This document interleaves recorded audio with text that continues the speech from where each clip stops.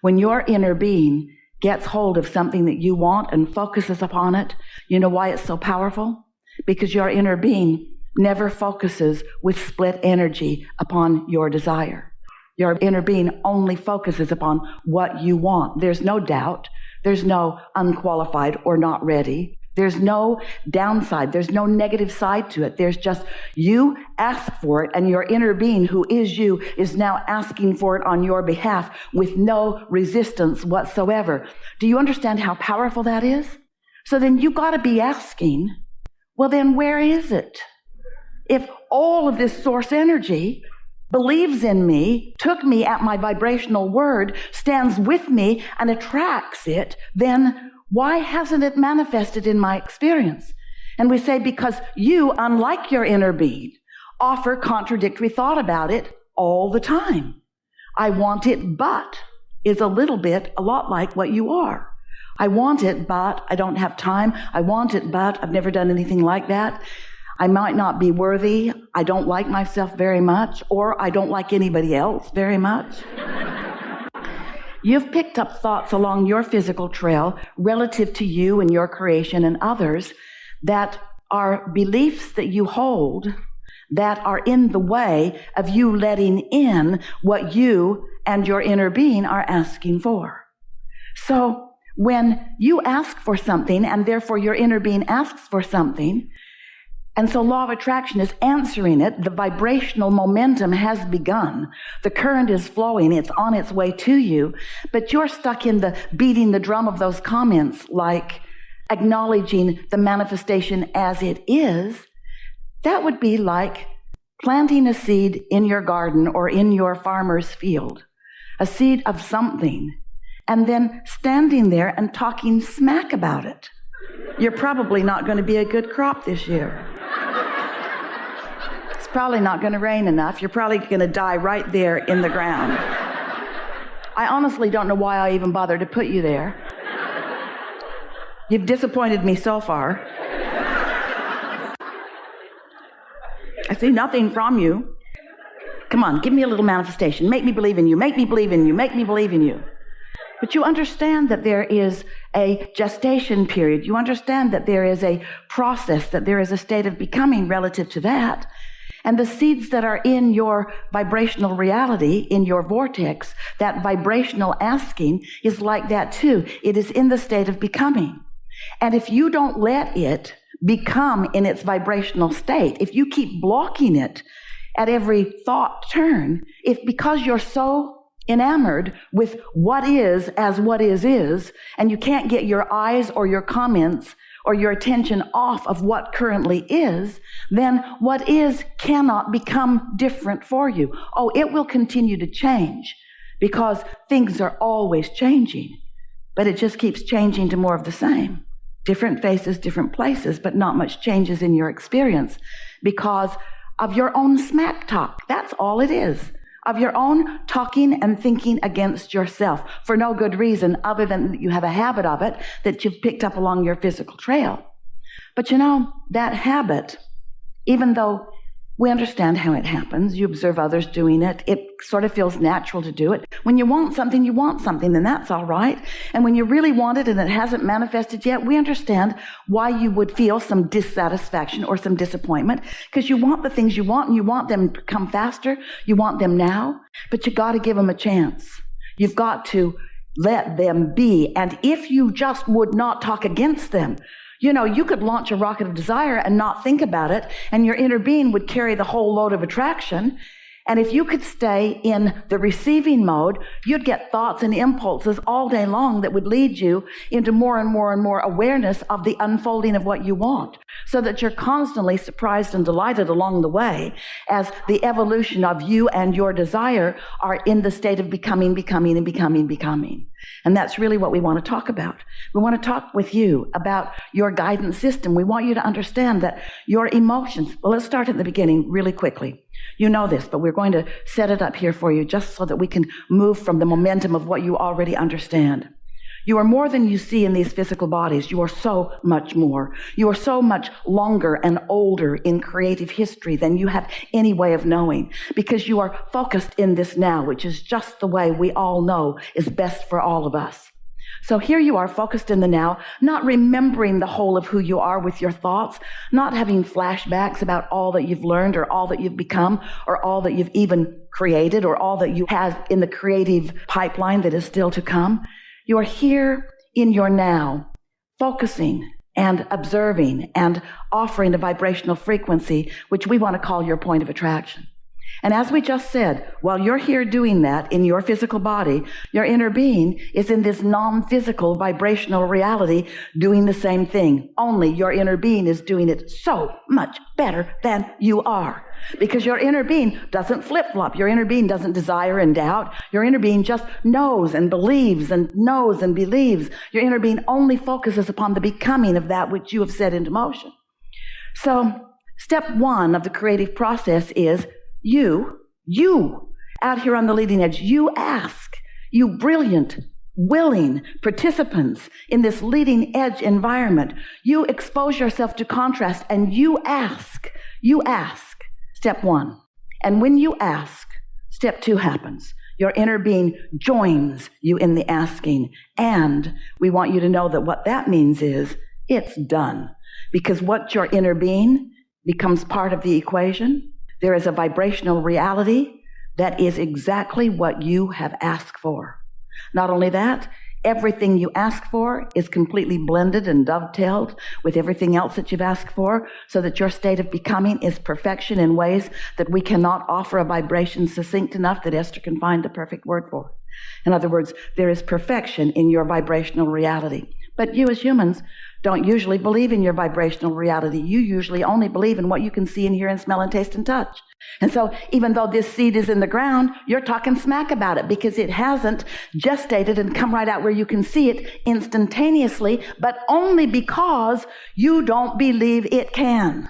Only because you are so accustomed to looking at what is relative to your finances or relative to your body or relative to your relationships or relative to your empires or relative to whatever it is.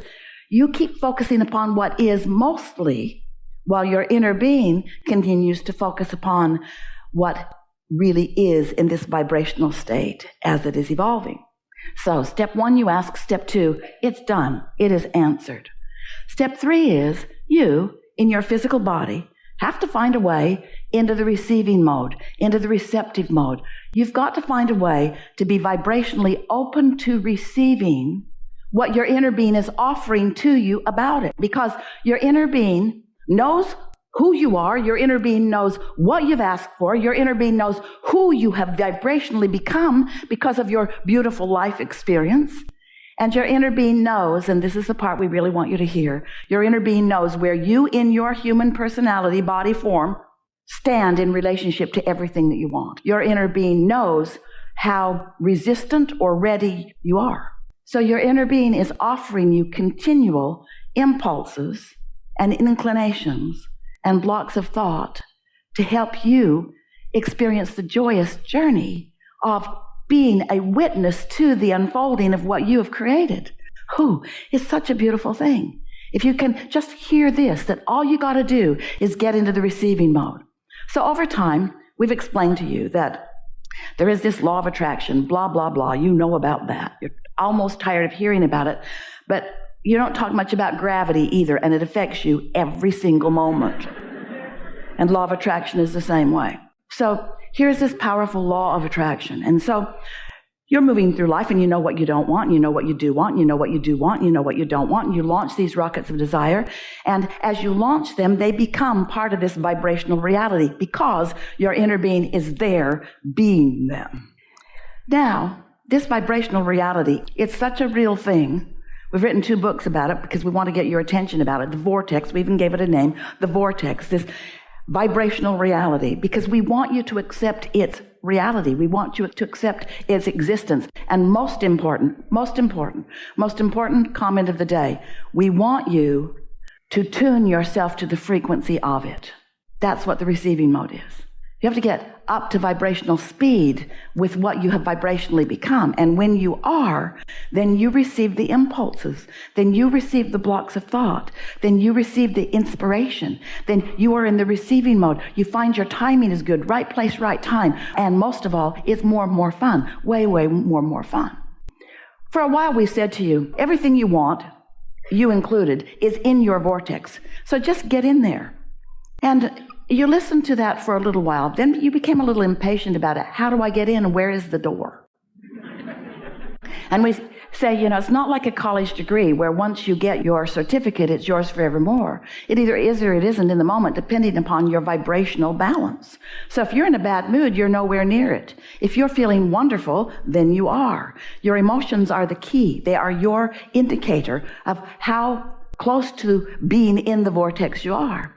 And then we began a more easy for you to understand analogy. Rather than asking you or demanding of you, that never works, that you get in the vortex.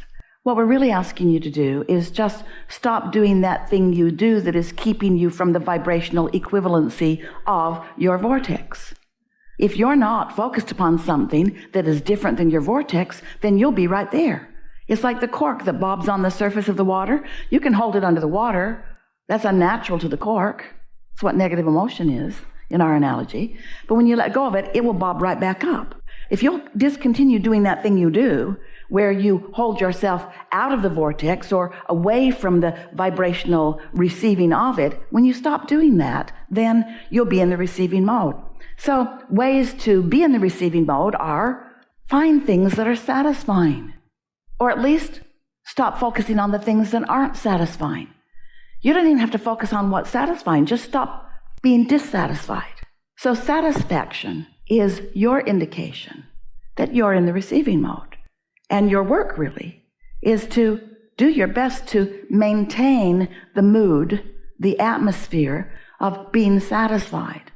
But if you're like most humans, your satisfaction or dissatisfaction is all about what's already manifested, which means you're in deep doo-doo. Because you can't stop asking for new. And the new is rarely an instant manifestation. So there's always a gap in that creative unfolding in terms of the idea and it manifesting fully in your experience. And if you are fixated on looking at what is, then you may very well, if you're like most, find a rather large measure of dissatisfaction, which is what's slowing the whole works down. So we want to talk with you about how you can be more satisfied. We want to talk with you about rampages of appreciation. We want to talk to you about books of positive aspects. We want to talk to you about all of those things, sort of, kind of, blah, blah, blah. But you know the difference between positive emotion and negative emotion. How many hundreds of thousands of books have been written on positive mental attitude? People in sports have been doing it and knowing it and understanding it and achieving it for a very, very long time. Lots of other people, you have too. But we want you to understand the vibrational basis behind it, the universal laws behind it. We want you to understand first that you are a genius creator here to create, and that in the creation, you're going to see things you don't want, and that is normal. And when you see things you don't want, that's step one, and it matters very much, and you have asked. Just don't spend your whole life in step one. And something that you have accomplished, if you are like most humans, is that once you know that you want something, and you spend so much time assessing where you are in terms of manifestation in relationship to this thing that you want, you have this tendency, we love you so much, you have this tendency of feeling like you need to explain, justify, rationalize why it hasn't happened yet. It's their fault, or I'm not good, or I'm not worthy, or all of this stuff that you just make up that has no actual validity whatsoever, but you base your perception on what's manifested so far, which is really hard for you because you want it, it hasn't manifested, you notice it hasn't manifested, so it doesn't manifest. So you bang around in more life and you ask for more, but you notice it hasn't manifested. And because you're noticing it hasn't manifested, you're not in the receptive mode, so you don't let it manifest. And then life causes you to ask for it more. So, you should take a peek into your own vortex. You should see what you've put there. You should see what's all queued up for you. You should see what your inner being is attracting by law of attraction on your behalf. And if we were standing in your physical shoes, we'd find ways of letting it in.